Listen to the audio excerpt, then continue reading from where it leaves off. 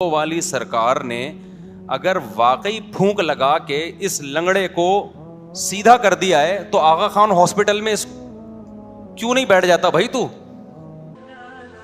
مفتی طارق مسعود کے بیانات کے لیے مفتی صاحب کے آفیشیل چینل مفتی طارق مسعود سپیچز کو سبسکرائب کریں۔ گڑبڑ کہاں آتی ہے؟ جہاں آپ کو عقیدت ہو۔ عقیدت اس محبت کو کہتے ہیں جو کسی کی بزرگی کی وجہ سے ہو رہی ہو۔ یہاں لوگوں کی اصلاح بھی ہوتی ہے اور لوگ اس عقیدت میں گمراہ بھی ہوتے ہیں، کیونکہ جب آپ کو کسی سے عقیدت ہو گئی نا تو آپ کے دماغ میں کھوپڑی میں یہ بات آ جاتی ہے کہ اب یہ جو کہے گا صحیح کہے گا۔ جیسے پھونکوں والی سرکار، لوگوں کو عقیدت ہو گئی نا، اب لوگ یہ نہیں دیکھ رہے کہ پھونکوں والی سرکار نے اگر واقعی پھونک لگا کے اس لنگڑے کو سیدھا کر دیا ہے تو آغا خان ہاسپٹل میں کیوں نہیں بیٹھ جاتا بھائی تو؟ کامن سینس کی بات ہے نا بھائی، اتنے معذور آ رہے ہیں بائکوں سے گرنے والے، آپ ایک سلنڈر میں پھونک بھر کے دے دیں، ہم اسی سلنڈر سے لوگوں کو اسپرے کرتے رہیں گے، ٹانگیں صحیح ہوتی رہیں گی۔ کیا خیال ہے بھائی؟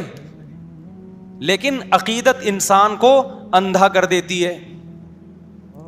بس لوگوں نے فرض کر لیا پہنچی ہوئی سرکار ہے، یہ اب پہنچی بھی ہے تو جو مردی جھوٹ بولتی رہے سرکار، بکواس کرتی رہے، الو بناتی رہے، لوگ نہیں پیچھے ہٹنے والے۔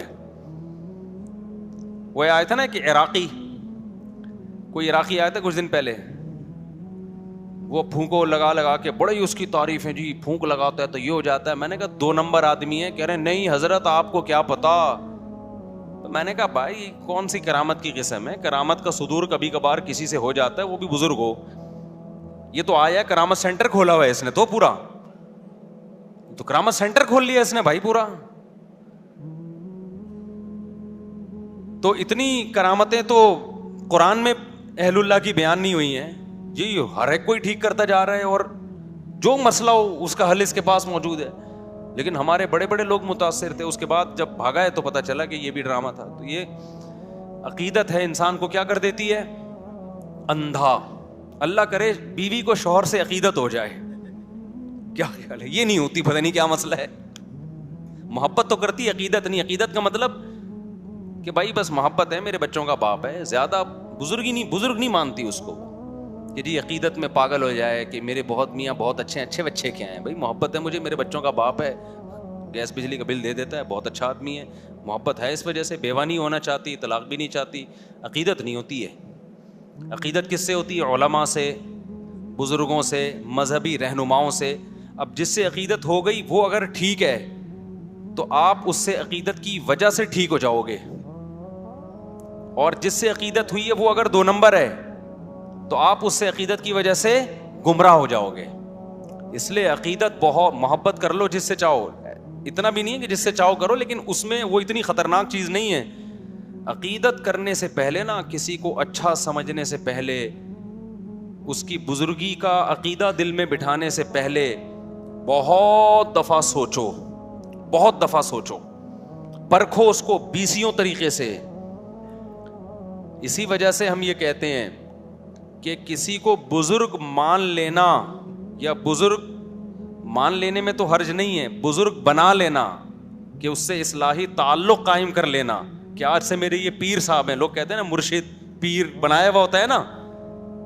رشتہ تلاش کرنے میں اتنی تگ و دو نہ کیا کرو، لیکن کسی بزرگ سے بیعت ہونے میں اس سے زیادہ ٹینشن اٹھایا کرو، اس کو پرکھا کرو۔ سمجھتے ہو گے نہیں سمجھتے؟ لوگ بیعت ہوتے ہیں نا، فلاں بزرگ کے ہاتھ پہ بیعت ہو گیا، اس سے اصلاح لے رہا ہوں، یہ بہت مبارک عمل ہے، اس کے بڑے فائدے ہوتے ہیں۔ لیکن یہ جب مبارک عمل ہے جب جس کے ہاتھ پہ بیعت ہو رہے ہو وہ 2 نمبر آدمی نہ ہو، وہ کیا ہو؟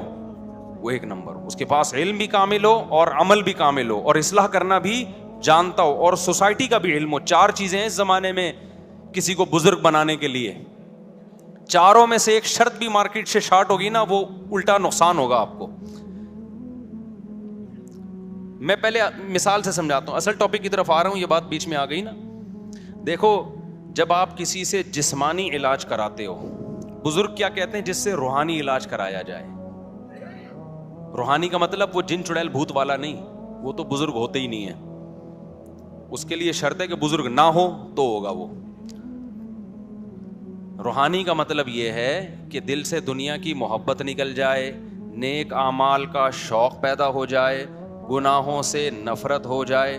کبھی گناہ اگر خدا نخواستہ ہو جائے تو توبہ کے بغیر سکون نہ ملے, صدقات و خیرات کا جذبہ پیدا ہو جائے, دولت کی محبت نکل جائے, شہرت کی محبت نکل جائے, دنیا کو مسافر خانہ سمجھنا شروع کر دے, جنت کی لالچ پیدا ہو جائے, جہنم کا خوف پیدا ہو جائے, سستی کاہلی جو عمل میں ہو رہی ہے وہ سستی چستی میں تبدیل ہو جائے. اس عمل کو روحانی علاج اور اصلاح کہا جاتا ہے شریعت کی روشنی میں. انسان کی زندگی کے دو پہلو ہیں, ایک جسمانی اور ایک روحانی. جسمانی ڈاکٹر ڈاکٹر کہلاتے ہیں, روحانی ڈاکٹر بزرگ کہلاتے ہیں. سمجھ میں آ رہی ہے بات کہ نہیں آ رہی ہے؟ صحابہ کرام جسمانی علاج حکیم اور طبیب سے کرواتے تھے, روحانی علاج کے لیے اللہ نے کس کو بھیجا؟ محمد صلی اللہ علیہ وسلم کو. کیا مطلب؟ یزکیہم, نبی کا کام ہے ان کا تزکیہ کرنا, ان کو گناہوں سے پاک کرنا, توبہ کروانا ان سے, عقیدہ بھی پاک ہو جائے اور عمل بھی پاک ہو جائے. تو یہ روحانی. تو نبی کے بعد صحابہ روحانی معالج تھے, تابعین کے, تابعین کے بعد تابعین, تبع تابعین کے لیے. یہ سلسلہ سینہ بسینہ آج تک چلا رہے. یہ جو 4 سلسلے ہیں نا, نقش بندی, قادری, سہراوردی اور چشتی, یہ چاروں سلسلے اسی کی کڑی ہیں ایک, کہ باقاعدہ پھر اہل اللہ نے, اللہ والوں نے اس کو باقاعدہ ایک مرتب کیا, اس کو ایک نظام بنایا. جیسے فقہ پہلے بکھرا ہوا تھا نا, فقی مسائل, لیکن اس بکھرے ہوئے کام کو فقہا نے سمیٹ کے 4 سلسلوں میں بند کر دیا. حنفی, مالکی, شافعی, حنبلی, چاروں برحق ہیں. تو ایسے ہی جو اصلاح امت کا کام تھا نا, جس کو تصوف نام دیا جاتا ہے, یہ روحانی علاج کہا جاتا ہے, یہ بھی بکھرا ہوا تھا. تو یہ 4 سلسلوں میں کیا ہو گیا؟ بند ہو گیا. چشتی, قادری, سہراوردی اور نقش بندی, اس میں بڑے بڑے بزرگ گزرے ہیں. اب جیسے یہ جو 4 سلسلے حنفی, مالکی, شافعی, حنبلی, اس میں بڑے بڑے فقہا گزرے ہیں, لیکن بدعتی بھی گزرے ہیں. تو ایسے ہی یہ 4 تصوف کے سلسلے میں بڑے بڑے اللہ والے گزرے, مگر 2 نمبر بھی گزرے ہیں. کیونکہ فوراً لوگ مثال دیتے ہیں وہ فلاں 2 نمبر تھا. بھائی 2 نمبر تو ہر طبقے میں ہوتے ہیں نا, اس کا یہ مطلب تھوڑی ہوتا کہ سلسلہ ہی غلط ہو گیا. تو پوری دنیا میں جہاں بھی آپ جائیں گے نا, جتنے بڑے بڑے اللہ والے گزرے, میجورٹی انہی 4 سلسلوں میں سے کسی میں سے تعلق نظر آئے گا آپ کو. تو یہ کس کے لیے؟ روحانی علاج. اب روحانی علاج کا مطلب سمجھ گئے؟ کیونکہ یہ عامل لوگ پھر کیش کراتے ہیں, دیکھو مفتی صاحب بھی روحانی علاج کے قائل ہیں, لہذا آئیے چڑیل ہم سے بھگوائیے. وہ روحانی علاج نہیں.